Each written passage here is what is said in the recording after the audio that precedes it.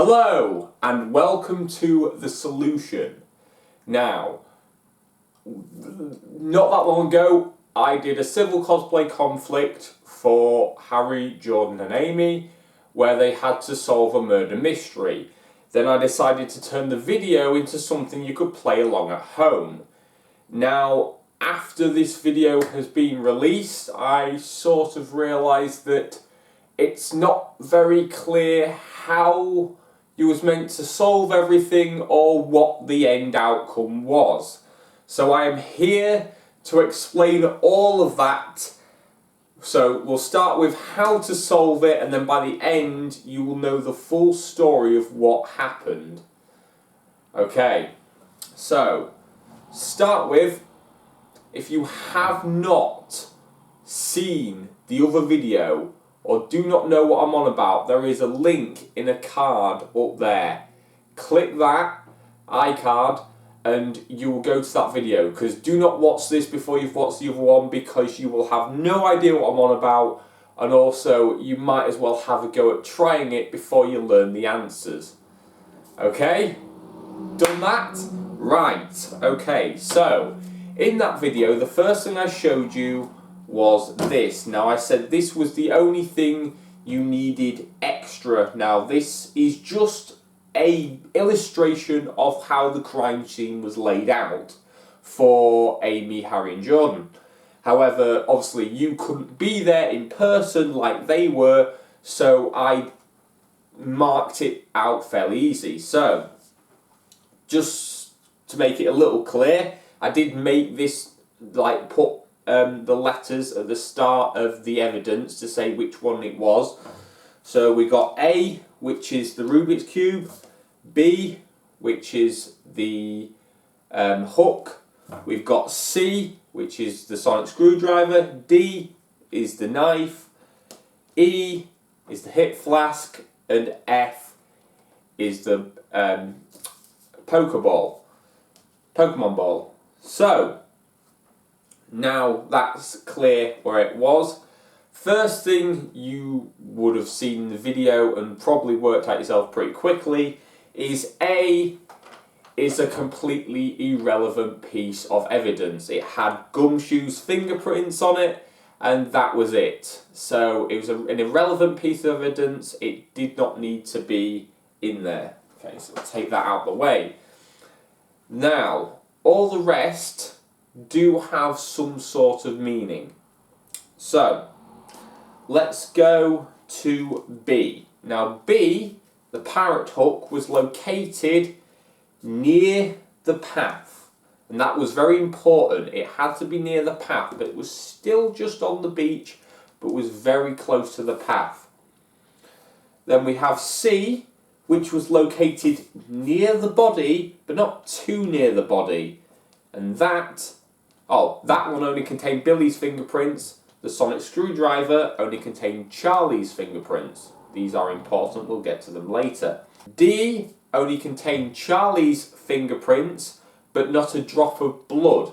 So, as you will see, the only bit of evidence with blood on it was the knife. So, but there was so little of it, there was not a drop of it. DNA test was never done on that blood, just to make that clear. The blood on the knife, there was never DNA test done, only fingerprints. Okay, that is important because there was some confusion over that, and we'll get some more about the knife in a bit.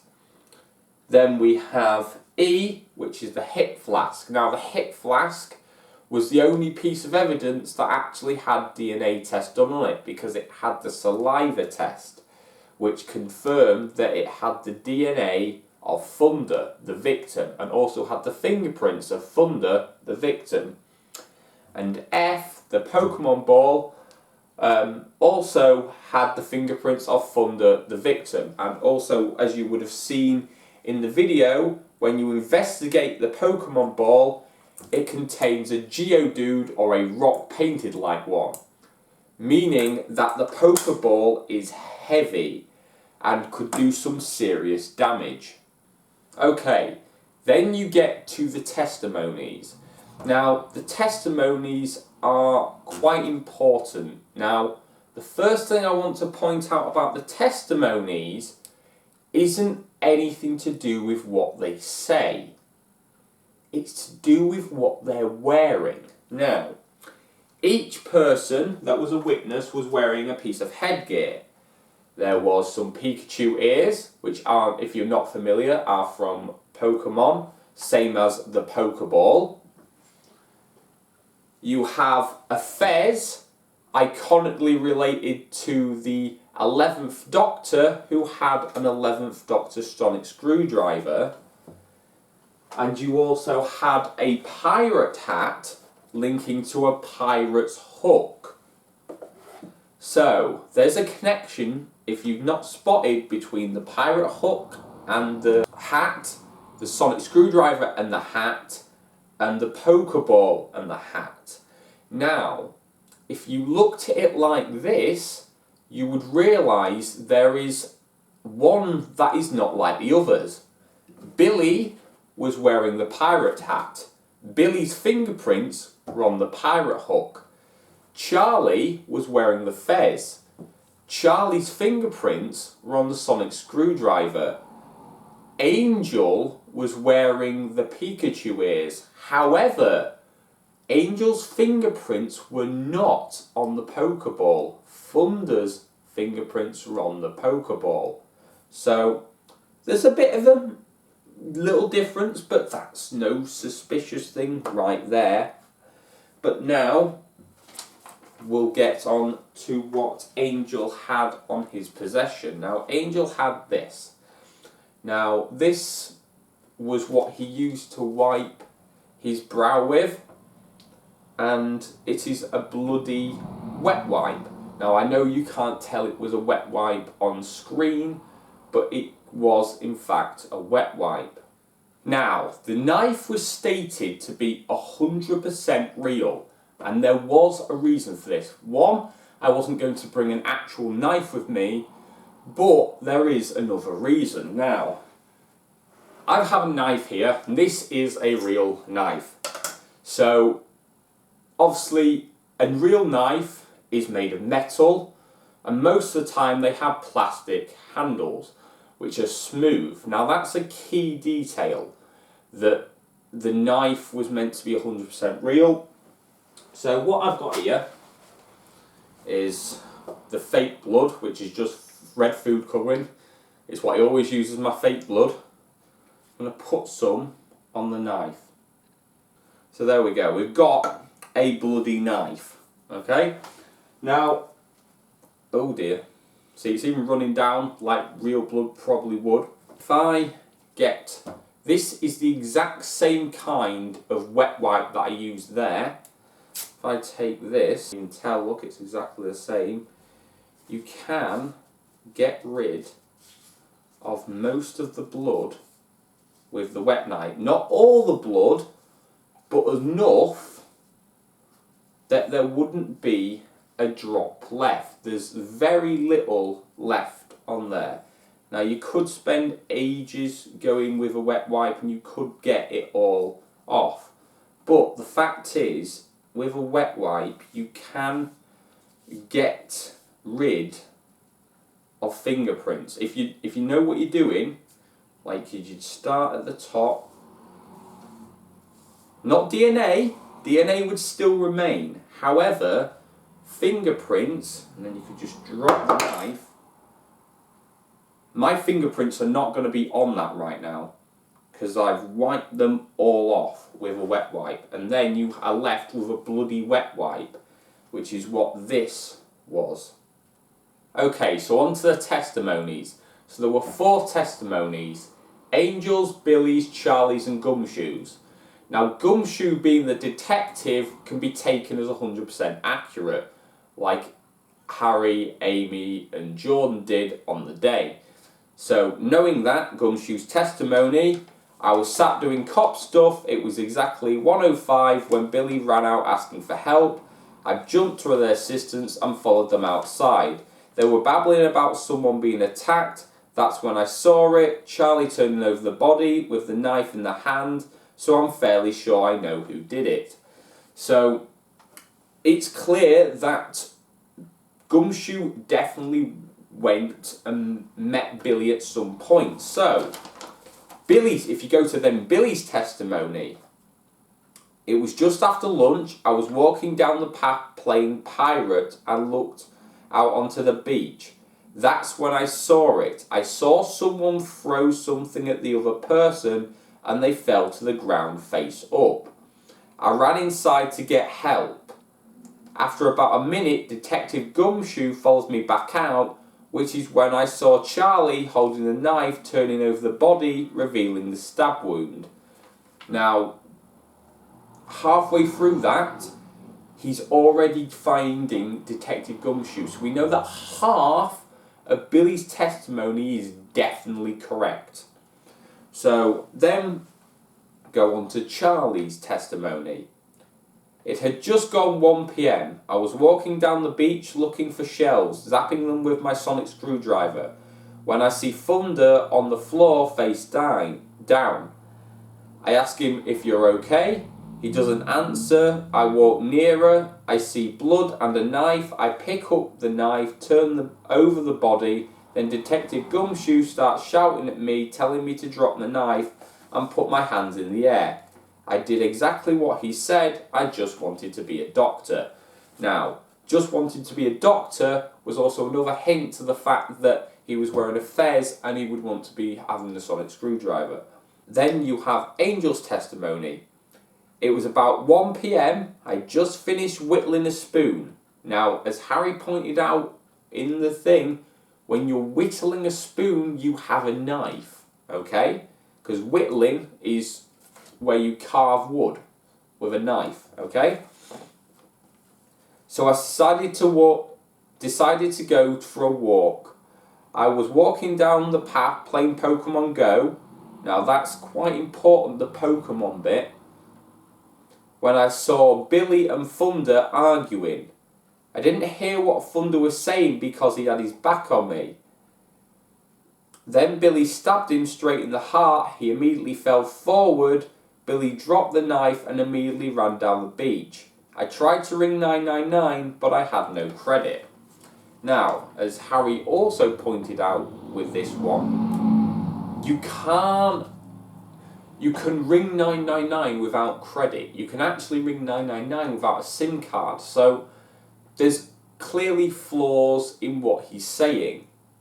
So that's a little bit of a giveaway. But also, how to look at these testimonies is to ignore Gumshoes and look at the three and go, okay, why would somebody that's innocent lie? They seemingly wouldn't. So 2 out of the 3 have to be. So which ones contradict the other? Now, Angel's testimony actually has a few contradictions in it, but first, to reveal those, I have to go to the autopsy report. Now, the autopsy report went as followed. Thunder was stabbed straight in the front of the chest with a small blade, right to the heart. Now, Angel said this in his testimony, right to the heart, but not going through the whole body. No other signs of any other injuries were on the body. However, the victim had a very high blood alcohol content. Time of death was around 1 p.m. Now, really, times don't matter that much. It happens in like the space of 5 minutes, so it doesn't really matter. But the fact that he got where he was stabbed right is very important, because if you go back to his testimony, he says that he immediately fell forward, but he also says he was on the path. Now, if you're on the path directly behind him, like he says, and the victim fell forward, then you're not going to see where they were stabbed. If you immediately fall forward onto the knife, or where the knife was, you don't see the stab wound. You just see that somebody's been injured. Yes, you may see they're being stabbed because you may see the person with a knife, but not where they're stabbed, because as the autopsy said, it did not go through the body. So you would not have seen an exit wound. He could have the only way he would have known is if he was in front of the victim. So that's a little more, when it becomes a little more suspicious just there. Also, he says that the victim fell forwards.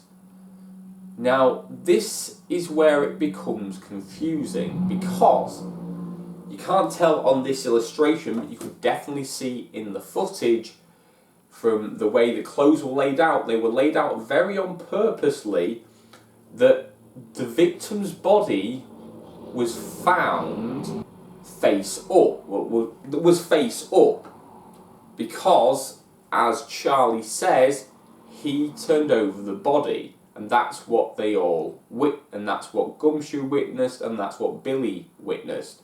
So it's clear that Charlie definitely turned over the body, so the body was at some point face down forward, which makes sense because that's what Angel testifies. So, you may have got this far yourself, others have. Now you may be going, okay, I can kind of tell it was Angel, but I can't explain Billy's testimony. Because Billy says that he saw someone throw something at another person and they fell face up. Now this is very important, which way they fell. Because they fell face up, it means that that couldn't have possibly been the victim, because the victim was found by Charlie face down. So the body hadn't been moved again. And also, as pointed out by Harry, that is why where the bloodstain is crucial, because it shows that the body had only been flipped once. It hadn't been multiple flipped. It had only been turned over once. So if the body that Billy saw, the injured one, why was the body turned over? And he said he threw something. Now, the knife was never shown or meant to be thrown. The knife was clearly just stabbed through. You can't throw a knife well enough to go into somebody. And if they fell to the floor face up, it wouldn't make sense for it to be the knife. But this is where you have to look at it from a different perspective. So I'm going to read it again, part of Billy's testimony again, but however, instead of where it says someone and the other person, I'm going to put in now the names of the actual people, and it makes more sense. I saw Thunder throw something at Angel, and then they fell to the floor face up.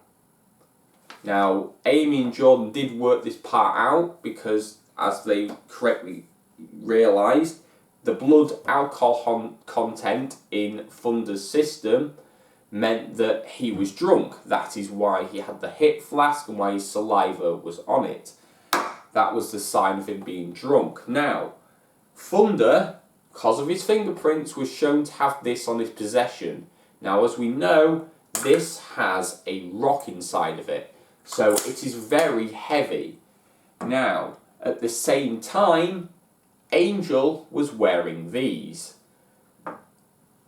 It is presumed that Thunder was so intoxicated that he threw the Pokeball at Angel, believing him to be a Pokemon. This knocked Angel to the ground. Angel was not very happy about this, so he stabbed Thunder.